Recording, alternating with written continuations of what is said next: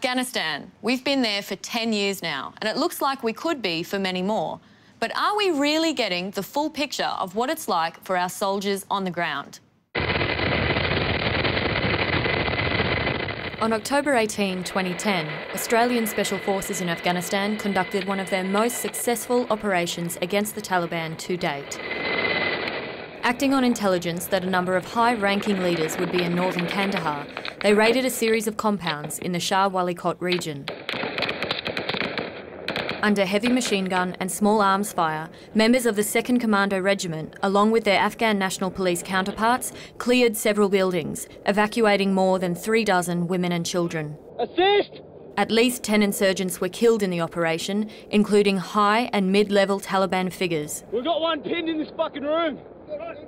Go in outside! Several others were captured, along with a large number of weapons. There were no civilian casualties. Back! Move, move, move! Go! No, that wasn't it. That was. This is a good news story, not the sort of thing you'd expect a government to sit on. But it took a full week for the Department of Defence to release any information about it. And when it did, this is what it chose to tell us. There have been more Australian casualties in Afghanistan, with 4 Special Forces soldiers wounded. With no other information to go on, that's what became the news story of the day.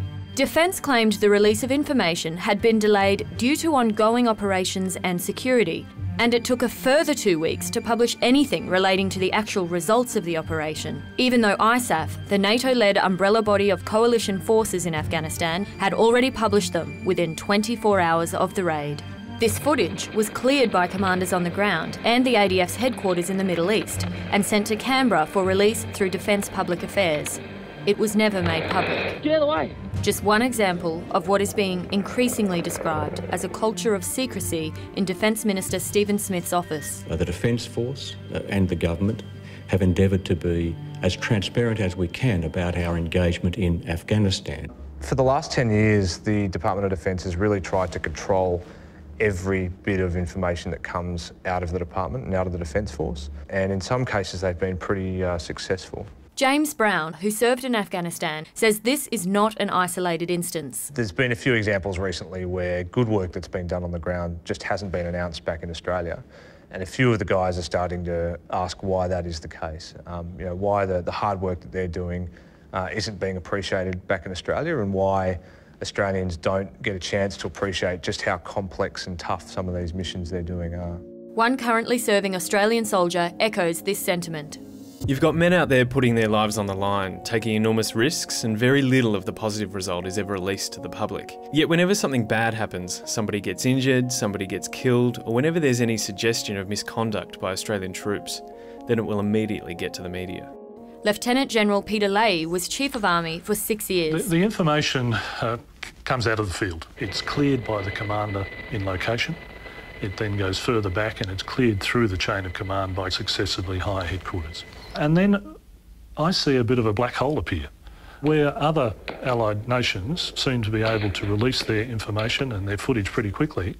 If ours comes out, it seems to come out some weeks later. And clearly the story's gone by then. Most Australians, the view they have of what soldiers are doing in Afghanistan is shaped around someone saying shit happens, rather than, okay, here's how tough the work they're doing is and here's how difficult the kind of missions they're performing are. It shows you just how hard, dirty and dangerous these sorts of operations are. And again, this is the sort of information that I think the Australian public needs to know. If I was one of these blokes, I'd say, I've done my job, you sent me here to do it, why don't you recognise me for what I'm doing? Can you see any reason why the Minister wouldn't want to release this? I think there's a concern that the Australian public might not respond well to images of soldiers shooting their weapons, carrying out what look like they are pretty hostile acts. But there's nothing in here that would make me feel bad about the work that they're doing. In fact, watching this footage just makes me appreciate how incredibly skilled these guys are and how incredibly brave the work they do is. Both men say a big part of the problem is over-centralisation and control of information from the Minister's office. I'd like to see the responsibility devolved down. We know that Al-Qaeda and Taliban and others are using the internet, they're using media, and they seem to be on there within 4 to 6 hours. Why shouldn't we set the same aim for ourselves? Let the soldiers have a voice, let the Australians see what's going on, In a counterinsurgency like Afghanistan, words are bullets, and we wouldn't expect the Minister to authorise every shot that Australian soldiers fire, but yet we're expecting him to authorise every word that the Department of Defence says publicly. Defence Minister Stephen Smith declined to be interviewed for this story, but late yesterday, his office provided us with answers to our written questions about the release of the material. It said, "The information asserted to be cleared for public release in fact pertained to an ongoing operation. Defence advises that early publication could have jeopardised follow-on missions and potentially put Australian soldiers at increased risk." Which could explain why the footage wasn't released early, but not why it hasn't been released since the operation. It also raises another question. Why would commanders clear material that would put their own troops at risk? You can find the full response from the Minister's office to our questions on the Hungry Beast website, along with extended versions of the operational footage and the interviews with Peter Leahy and James Brown.